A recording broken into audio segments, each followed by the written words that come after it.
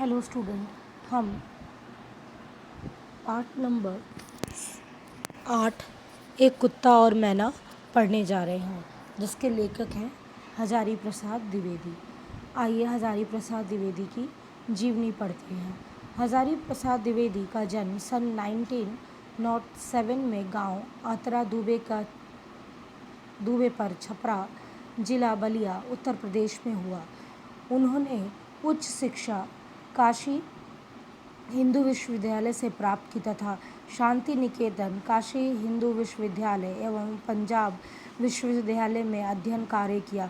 सन 1979 में उनका देहांत हो गया। साहित्य का इतिहास, आलोचना, शोभा, उपन्यास और निबंध लेखन के क्षेत्र में द्विवेदी जी का योगदान विशेष उल्लेखनीय है। अशोक के फूल, कुटज, कल्पलता इत्यादि ललित निबंध, 4 उपन्यास, बाणभट्ट की आत्मकथा, चारुचंद्रलेख, पुनर्निवास,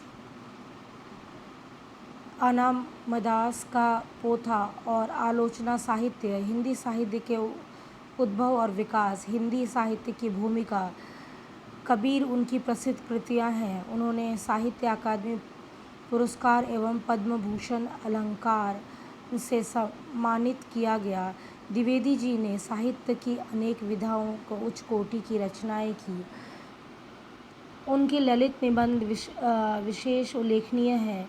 जटिल, गंभीर और दर्शन प्रधान बातों को भी सरल, सुबोध और मनोरंजक ढंग से प्रस्तुत करना द्विवेदी जी के लेखन की विशेषता है।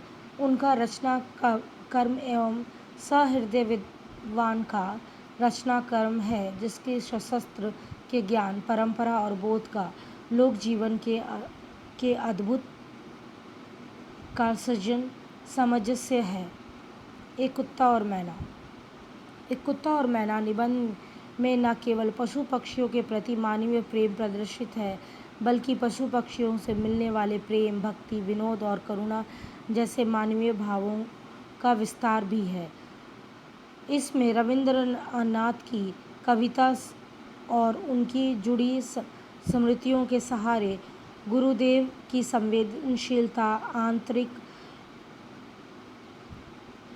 वीरता और सहजता के चित्रण को उकेरा ही गए हैं। पशु पक्षियों को संवेदनशील जीव का भी बहुत सूक्ष्म निरीक्षण है। यह निबंध सभी जीवों में प्रेम की प्रेरणा देता है।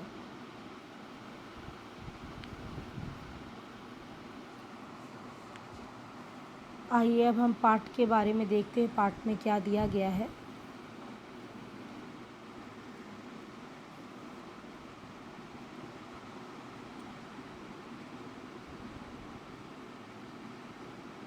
एक कुत्ता और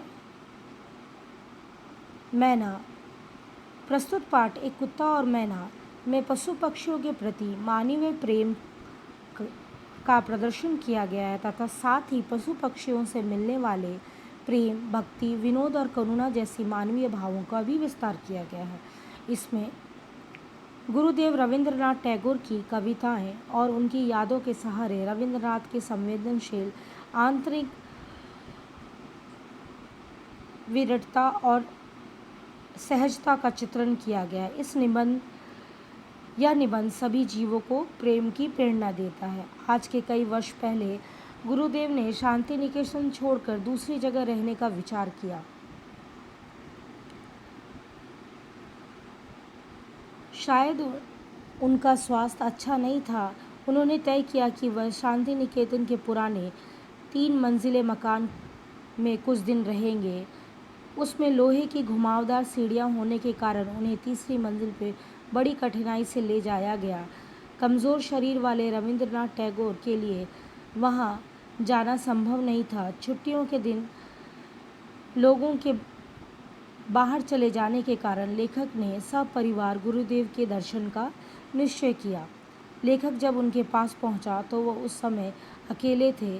अब प्रसन्नचित्त थे और कुर्सी पर बैठे अस्त होते सूर्य को देख रहे थे। उन्होंने लेखक से कुशल क्षेम से प्रश्न पूछा। उसी समय एक कुत्ता उनके पास आकर पूँछ हिलाने लगा। गुरुदेव जी ने उनकी पीठ पर हाथ फेरा और आनंदित हो उठा।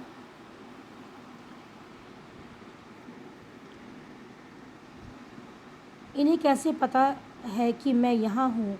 वह बिना किसी को बताए 2 मील चलकर यहाँ आ गया।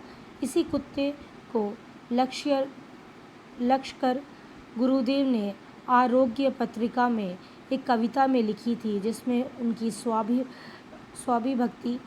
स्वामी भक्ति का वर्णन है। कविता का भाव यह है कि प्रतिदिन वह भक्त कुत्ता आसन के पास स्तंभ होकर तब तक बैठा रहता है जब तक उसके हाथों का स्पर्श से उसका संग नहीं सुकारता।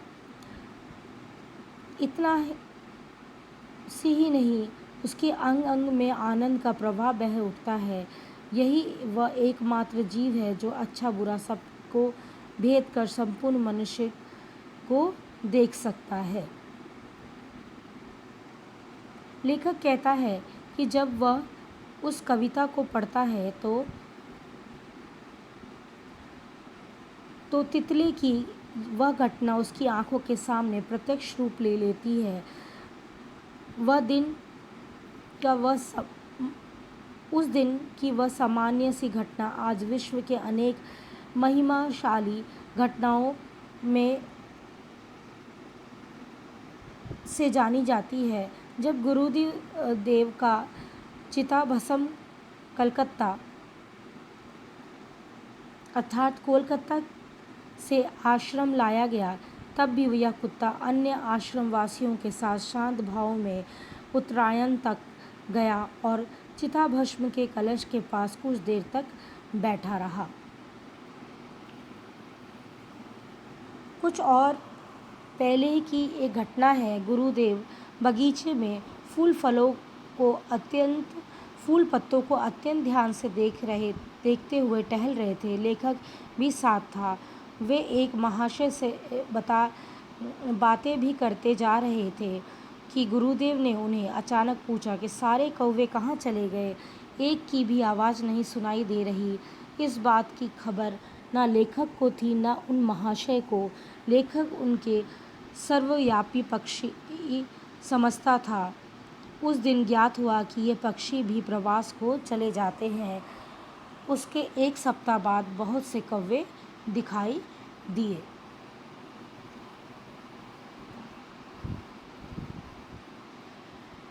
दूसरी बार जब सुबह लेखक गुरुदेव के पास था, उस समय वहाँ एक लंगड़ी मैना फुदक रही थी।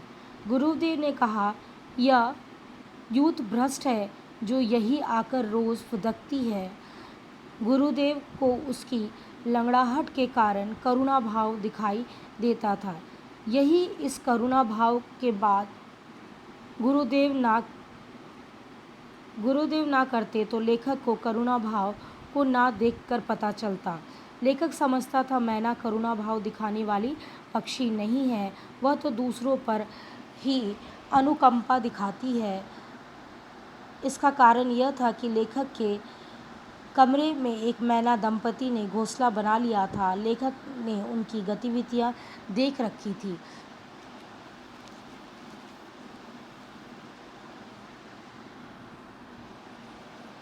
मैना इस तरह कभी करुणा हो सकती है, लेखक ने सोचा भी ना था। गुरुदेव की बात पर लेखक ने ध्यान से देखा। उसके मुख में करुणा भाव था। शायद वह विदुर मैना थी या स्वयंवर सभा में युद्ध से परास्त हो गया था, या विधवा मैना थी जो पति को खोकर एकांत विहार कर रही थी। इसकी ऐसी करुणा दशा को लक्ष्य कर गुरुदेव ने बाद में एक कविता लिखी।